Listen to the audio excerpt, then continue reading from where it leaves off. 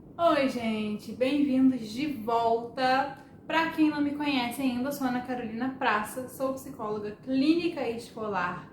Vai lá no meu Instagram, que eu estou lá todos os dias postando informações, dicas e bastidores falando sobre educação, desenvolvimento infantil e aprendizagem. Mas no vídeo de hoje, na nossa aula aberta do mês de março, nós vamos falar sobre os 3 pilares para uma escola inclusiva. E quando a gente entra numa escola, a primeira coisa que a gente vê é logo o primeiro pilar, que é a infraestrutura. Uma infraestrutura inclusiva, ela é muito além de uma rampa. Quando a gente pensa numa escola inclusiva, que a gente olha a fachada e pensa, essa escola é inclusiva, geralmente é porque ela tem uma rampa de acesso. Mas a gente precisa considerar que a acessibilidade arquitetônica, ela não é só rampa, ela tem a ver com o tamanho da porta para que passe ali a cadeira de rodas, por exemplo. Ela tem a ver com barras de segurança, ela tem a ver com piso tátil, ela tem a ver com banheiros adaptados, com carteiras que facilitem, né, o acesso do aluno ali, independente de seu quadro de deficiência, como a deficiência física, os alunos cadeirantes, eles precisam que a gente tenha esse olhar em relação a todo o mobiliário escolar. Mas não é só pegar todos esses itens que eu falei e fazer uma checklist de, ok, rampa, banheiro, porque existe uma forma correta de acessibilidade para esses itens todos que eu falei e muitos outros que eu não citei aqui. E existe um documento que é a ABNT que tem todas essas regras ali contempladas. Então, por exemplo, a rampa. Qualquer rampa é acessível? Não. A rampa, para ser acessível, ela tem o ângulo correto, ela tem o material correto para ser antiderrapante. Então, existe todo um critério para ser acessível, ele é rampa no caso, e todo o resto. Existe a altura correta, por exemplo, de um corrimão, para aquele corrimão ser acessível, da barra de segurança. Existem detalhes sobre a aplicação do piso tátil, enfim. Nesse documento da ABNT está tudo disponibilizado para que realmente a infraestrutura seja acessível. E ainda dentro do item de infraestrutura, nós temos que pensar também na arrumação ali daquela sala de aula, se está acessível. Então não adianta a cadeira do meu aluno cadeirante ser acessível, ser adaptada, se a forma como a sala de aula está organizada dificulta com que ele chegue até a carteira dele, por exemplo. Então a gente tem que pensar nos itens da infraestrutura macro e também nessas pequenas barreiras que são mais atitudinais do que de infraestrutura também.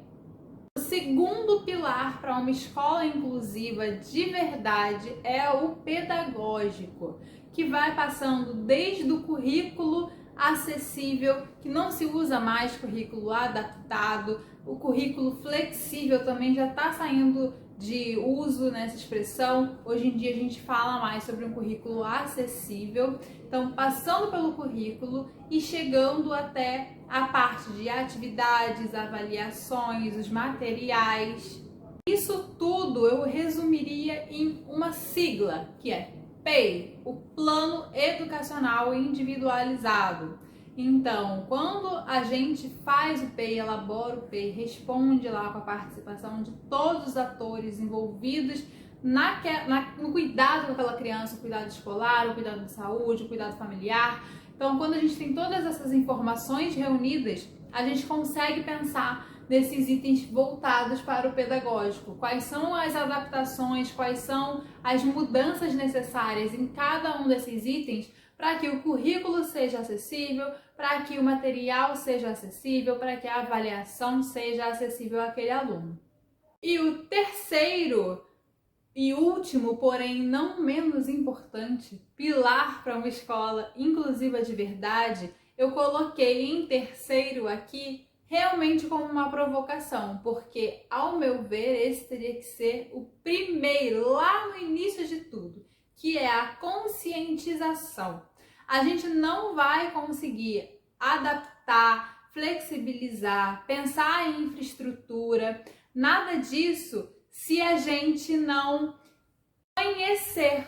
Então, se a gente não conhece, por exemplo, o cadeirante, o aluno cadeirante, a paralisia cerebral, o aluno com autismo, se a gente não conhece, a gente não sabe nem por onde começar.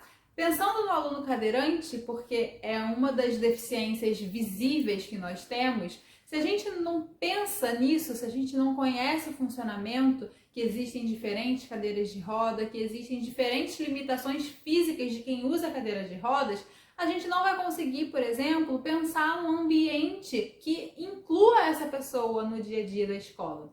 Então, se eu penso, por exemplo, na cadeira de rodas, que eu posso receber um aluno com cadeira de rodas, eu já penso que eu preciso que as portas sejam um pouco mais largas para a cadeira passar. Eu já penso que não me serve aquela carteira escolar tradicional onde a mesa vem como um braço da cadeira.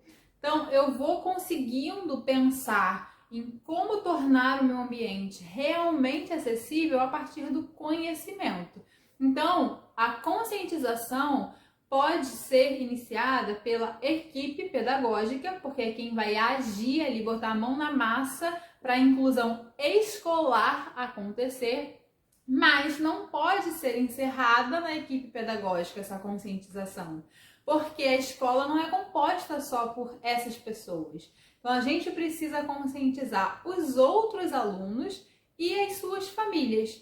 A conscientização dos outros alunos não precisa necessariamente ser sobre um diagnóstico. Então, eu não preciso fazer uma palestra sobre autismo para os meus alunos.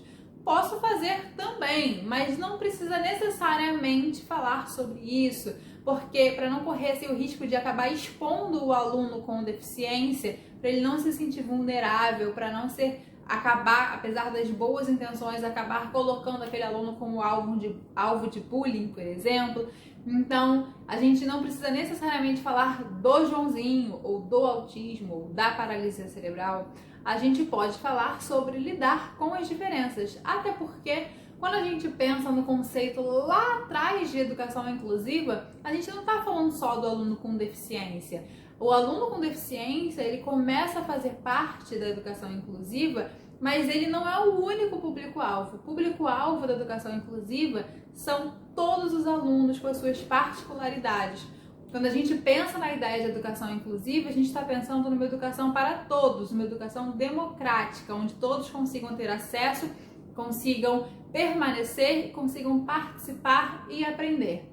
Então, para isso, para a escola ser inclusiva, todos têm que estar ativos nesse conhecimento.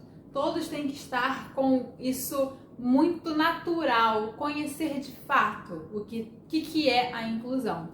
E isso inclui as famílias, que geralmente é a parte mais delicada, principalmente quando a gente pensa em escolas particulares, infelizmente. Porque muitas escolas associam o serviço de educação a um produto, a um mercado, que não deixa de ser, afinal, né, estamos no sistema capitalista. Mas quando a gente começa a tratar assim a educação, a gente começa a alimentar receios de perder aluno. Então, muitas vezes as escolas ficam com medo de falar sobre inclusão, sobre deficiência e acabar se deparando com famílias preconceituosas que podem tirar os seus filhos dali daquela escola para que eles não convivam com essas pessoas diferentes. Então, isso nos mostra, na verdade, o quanto é preciso e o quanto é urgente a gente falar sobre inclusão para todo mundo, inclusive para as famílias. Essa foi a aula de hoje, mas eu não quero terminar por aqui. Eu quero que você deixe aqui nos comentários o que a sua escola tem feito pela inclusão. Pode ser dentro de um desses pilares que eu falei, ou pode ser algo completamente diferente, mas que seja em prol da inclusão. Vamos conversar aqui nos comentários e a gente vai se falando e até o próximo vídeo, que vai ser no dia 1º de abril. mês do autismo. O que será que vem por aí? Um beijo e até o próximo vídeo.